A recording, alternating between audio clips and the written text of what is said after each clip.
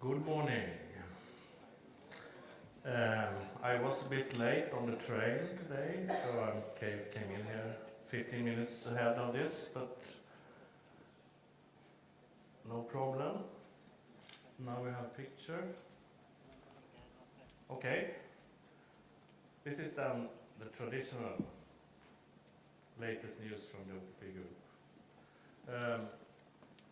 We have not had any recent releases this time, but I can tell you when the next one comes. Let's see if I can change something on this. Doesn't matter. I can do like that. Next release is scheduled for 5th of September. It's a service release for R15B. I will tell you about some of the things that we will have in it, but might go more into it if we have time.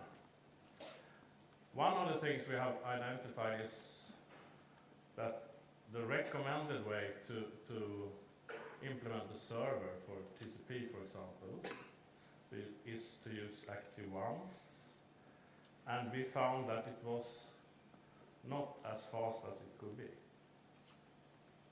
So we have done optimizations about that, and we can later on think that we can do the same for UDP and SCTP as well. So you don't have to resort to other alternatives, which are actually more tricky and not so beautiful in the code. Then we have dialyzer. A lot of things have happened with dialyzer.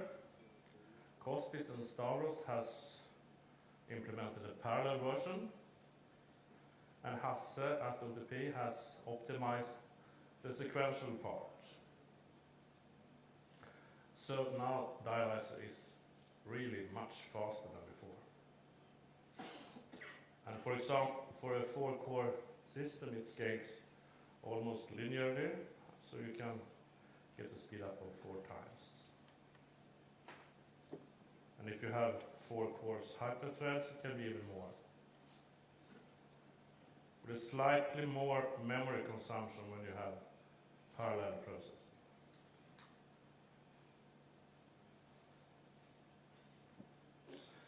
In SSL, we are working with performance enhancements, which was detected by open source users. Or bottlenecks. Then of course we have a lot of user contributions as usual, and bug fixes in this release. The pointer doesn't work. The keyboard should work. Yes, it does. Then after R15, the next major release, R16B.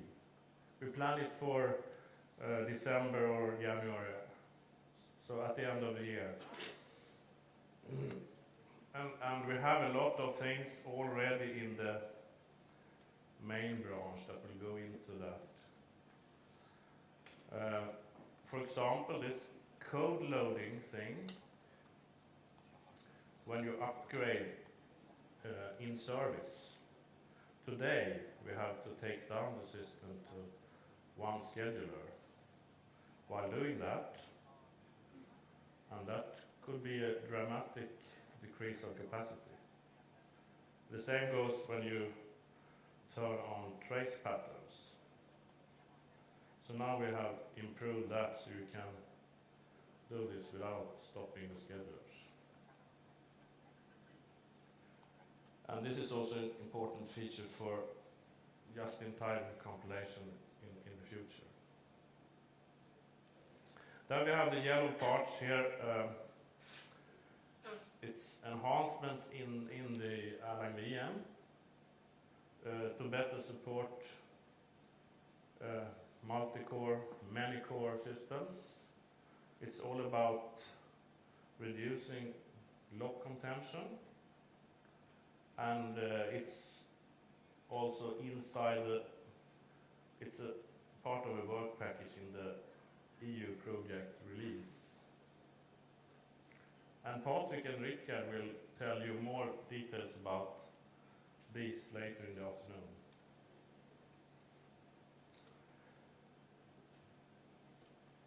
Then we have some, okay, that's what I mentioned about, for example, active ones. We have more improvements in the network communication area. I think that is one area where we, together with multi-core, communication is one area where we must be really good. Everyone uses communication together with that. And we have developed new benchmarks so we can measure what happens in each release and so on. Yes. Next one is type notation. We'll go more together with the documentation, so we'll use the type notation in the documentation in a better way. All over, we have started with some modules in standard did. And also news here in this release is built-in functions. Today, the built-in functions, they are known by magic in the IVM. And they are somewhat known by some module telling you that it's a built-in function, but now they will be visible in the source code, in the module they belong to. Just like an if. And then the loader will do some magic with it and recognize, okay, this is a built-in function. I know nothing about it.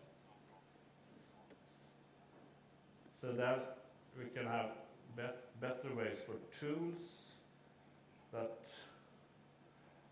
uses the source code to find everything. They can now find the built-in functions.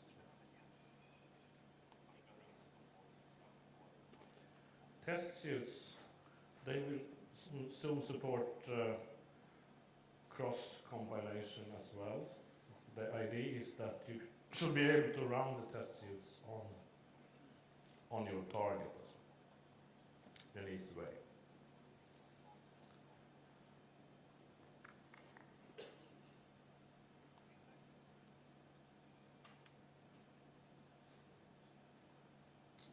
That's correct. We will have more features regarding dtrace, some invented by us, some by Scott Lustig-Fitchy, for example. And we'll also implement support for LTT-NG, which is a similar tracing mechanism, actually maybe more.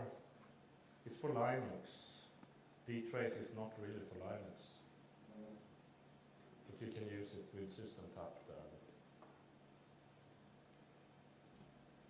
We have enhancement in RelTool and the LDAP application, which was new in the previous release. SSL will have more features and more optimizations. Will support TLS 1.1, which is starting to be used. I don't think 1.2 is so popular yet. And then more performance enhancements in protocol implementation, and then we mean both the underlying mechanism and the way we use them in, for example, diameter, SSL, and so on. The graphical library GS will finally be removed. It hasn't been supported for many years. The intention is that VX will take over and that all graphical tools previously in GS is is now available in a VX version.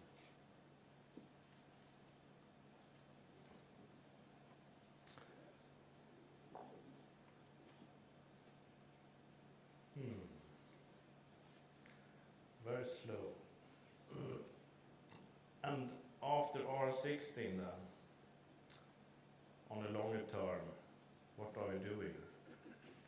We are looking at NUMA, non-uniform memory access systems, and what to do about it in the Erlang.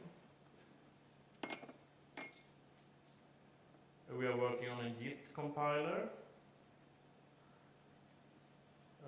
at least prototyping it, and you will have a presentation by Frey about that later today. Really interesting, I think. Message passing will also be addressed. That's inside the Erlang. Also about lock contention and things like that. As a spin-off of the release project, we have now guys not from OTP but from Greece working with preserving the sharing in Erlang terms when you copy for sending a message. Start with internal and also for external messages. Because this has proven to be potential problems when you, especially when you develop tools like dialyzer, for example. You can get sharing that you didn't know of, and when you copy it and get everything well, not shared anymore, then you can get an enormous amount of memory consumption. And it's not always easy to realize that it will be like that. The string module is heavily needed, so we will look at that. We also have ongoing work right now for better records and or dictionaries built into the language or with built-in functions. And that goes also under the name of hashes sometimes. So we are, at the moment, we are implementing Richard O'Keefe's frames proposal. And that is intended as a record replacer. But we are interested in the semantics, not necessarily all of the syntax. I think the tricky part with these things is not to implement it, it's to decide on the syntax. So that everyone gets happy.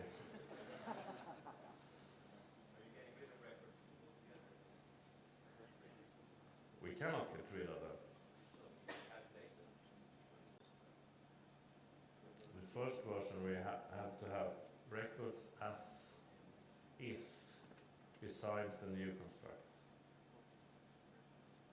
Then converting them comes, or help to convert them comes later.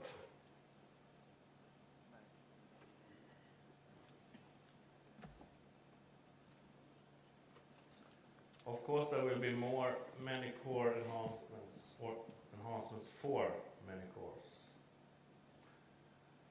And as Richard presented in San Francisco last year, we still have these dirty schedulers and native processes on the agenda.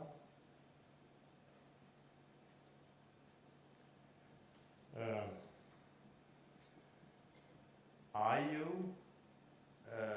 is that we plan, for example, file IO can be optimized or rewritten with help of these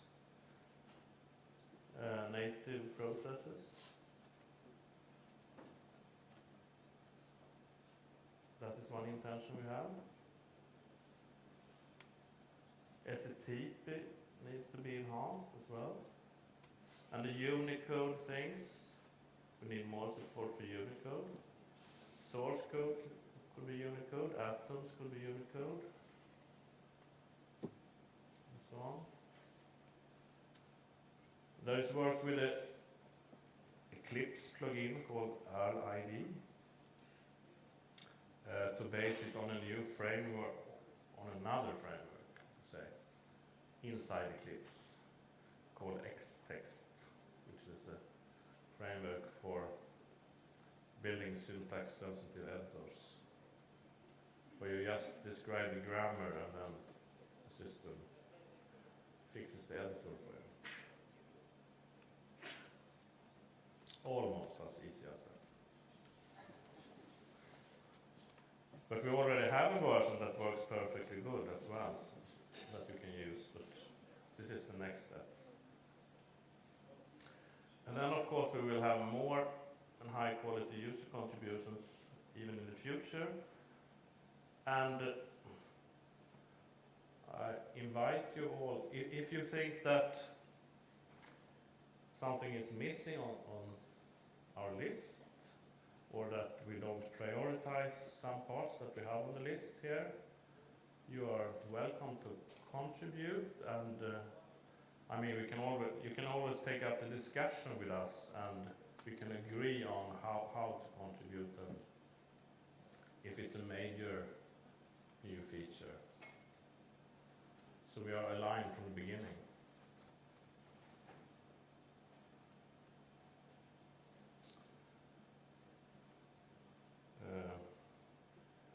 Then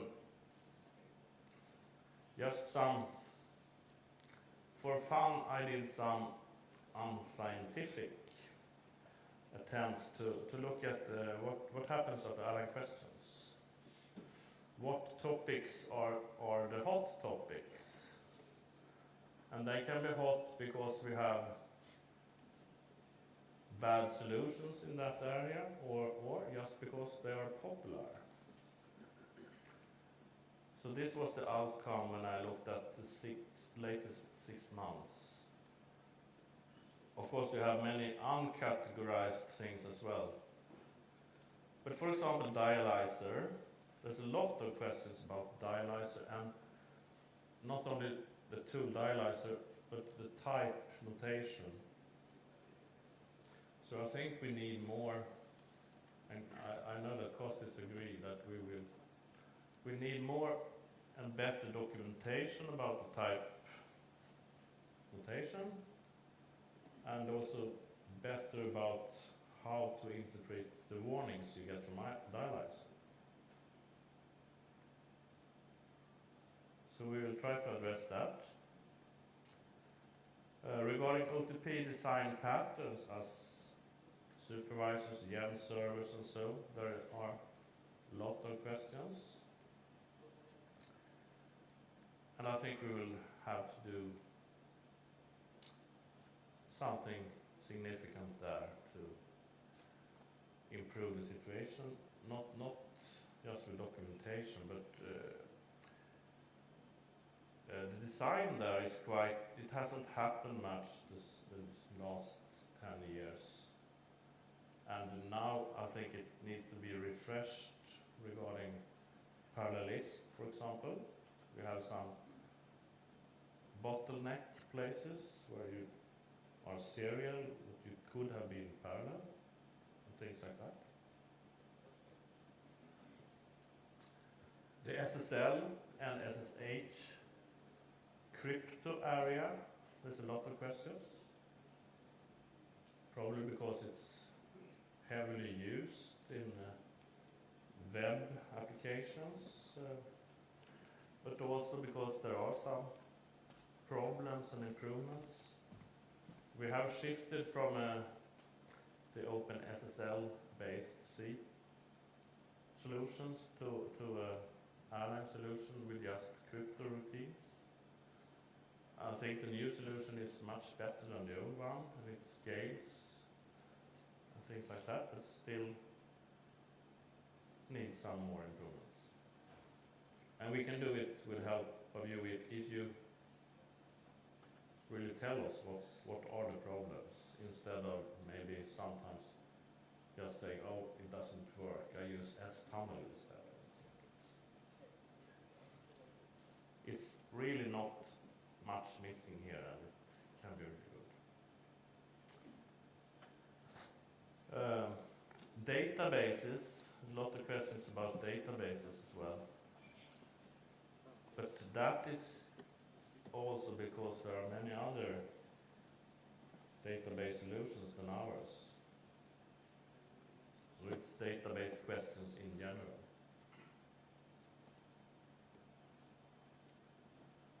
But we are working with some additions to Lysia, for example. The plug-in architecture, for example, together with our solutions.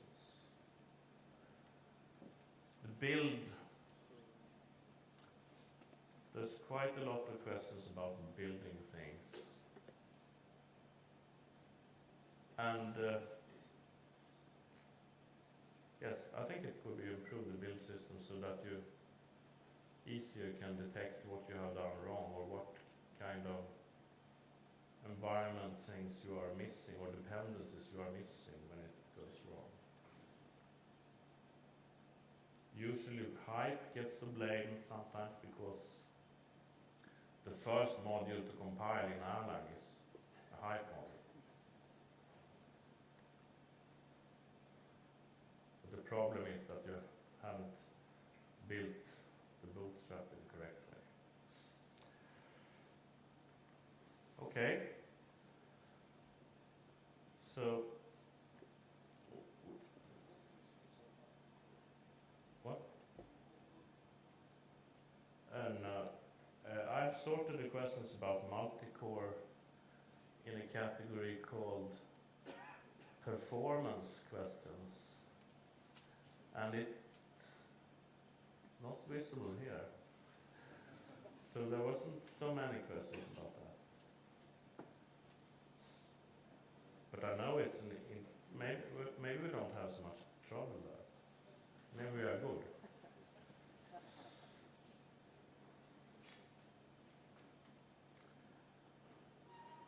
Let's see if we can you see this picture? Yes. This is just some, I've shown a picture like this before. If it's possible to take the visits to Erlang.org as an indication of popularity of Erlang in different parts of the world, you see here that it's very popular in Russia, in China, and there are places where Erlang Solutions have their office. Krakow, London, yes, and Stockholm. Stockholm is Ericsson's office. And then San Francisco, and quite heavy in the eastern part of the US as well.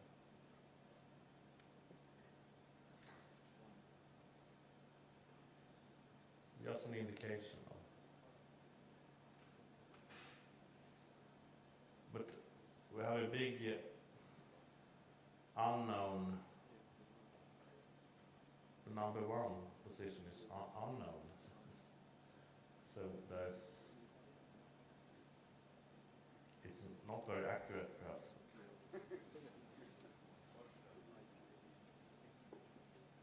Okay, that was the end of my speech. Do you have any questions?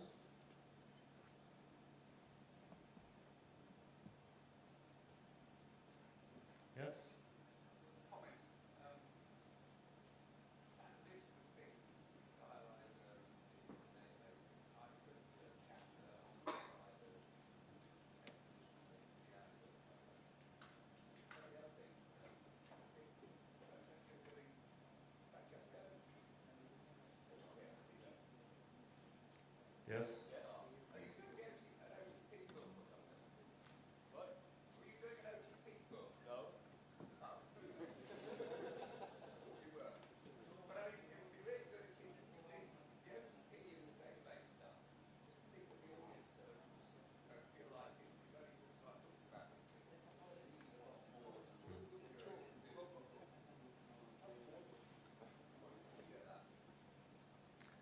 Joe says that it would be good if people write books about databases, and he himself is writing about the type system and dialyzer for the next edition of his book.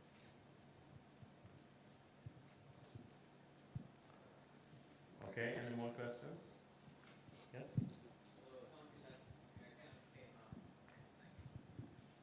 Something that has started to become a hot topic on the Erlang mailing lists is the documentation of the virtual machine. Yes. Actually, we have some plans to do,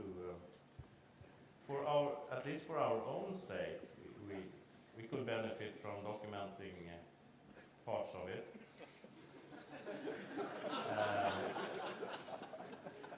So we have that on the agenda, but I don't know how much we will prioritize it, but it's there.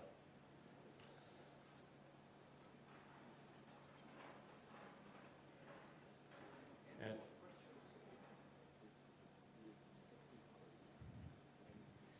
Okay, I think we should give Kenneth a big hand. okay.